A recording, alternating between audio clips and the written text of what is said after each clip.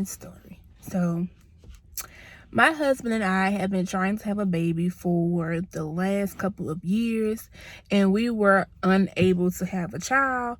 So when we finally decided to give up and just don't worry about it, that's when I got pregnant.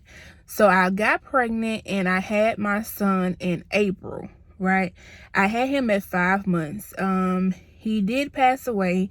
His name was Grayson, and I will put a picture at the end of the video. His name was Grayson.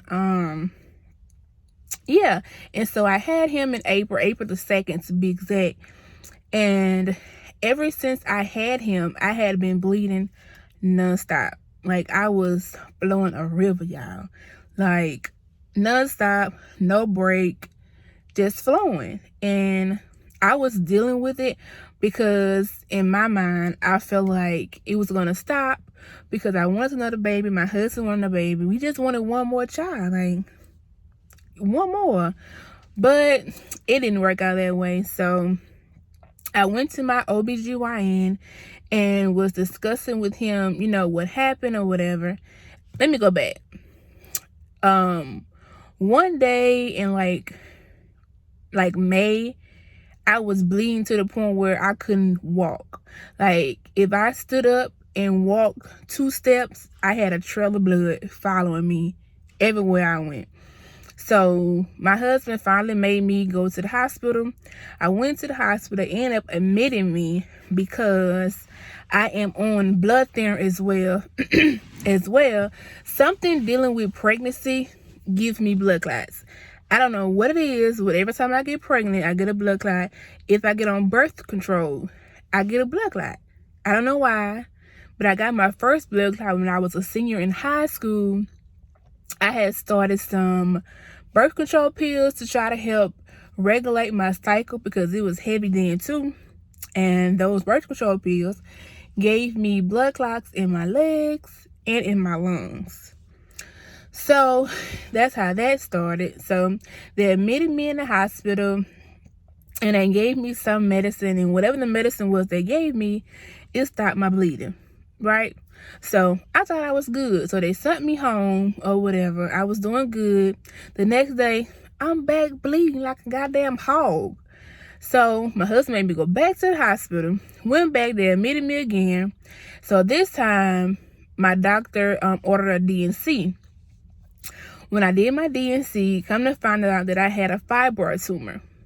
Now my tumor, it wasn't big. He said that it was like the size of a golf ball or a plum or something like that, but he said it wasn't the size that was my issue. It was the location of my fibroid. So I'm like, that's probably why I lost my son, because of the fibroid tumor. I didn't know until, you know, I was pregnant, lost him, then was admitted, and then I found out about it. So I was like, okay, I have a fibroid tumor. And I was like, Lord, if it's your will, I know my husband and I will have another baby. So I didn't worry about it. So me still bleeding, had a follow-up appointment with my OBGYN, and he was basically telling me and my husband that the only option for me was to either get the fibroid removed or have a hysterectomy. Okay, so let me tell y'all why I didn't remove the fibroid. He said removing the fibroid, what the is wrong with my English today? Removing the fibroid is a higher risk than actually doing the hysterectomy, because he said it's not a guarantee that it won't come back.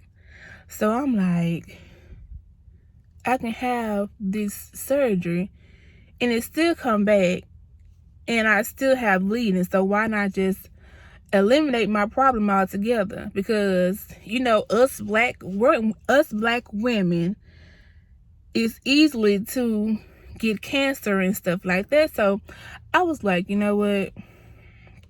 It's not me and my husband's time. Like a third child is not for us. That's not what God have in our plan. So let me just do the hysterectomy. So I did my hysterectomy on November the 17th. So, y'all,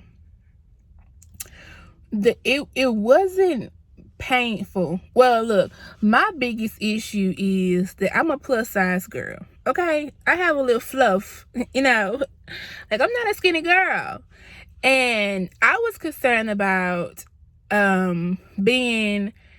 waking up after the anesthesia, because you know it's hard to wake us fluff bunnies up once you put us that deep to sleep. And I was really scared about that, but thank God everything came out all right. But the hysterectomy itself is not painful. Well, for me, it wasn't painful. It's the fact that my stomach area is like, it has this numb sensation. And it's getting to the point where, like, if my stomach itch and I scratch it and I don't feel it, so my stomach's still itching, if that makes any sense. Like, and that is aggravating the hell out of me, y'all. It's aggravating me. And my incision, well, my husband say my incision looks good. I'm fat. I can't see it. And they can take a picture and show it to me. That's the only way that I can see it. So, yeah. And I'm not gonna lie, y'all. I've been still having baby fever. Like, I know I can have a baby. It would never come from me. And I just been having baby fever, y'all. It's really eating me up inside. Like, now I'm having regrets to the point like, well, should I just have removed it, got pregnant, and then had a hysterectomy? But I don't know, y'all. But yeah, our children are 7 and 8. Well, 6 and 8. Yeah, 6 and 8. And he's been bugging me. Well, they've been bugging me about a baby.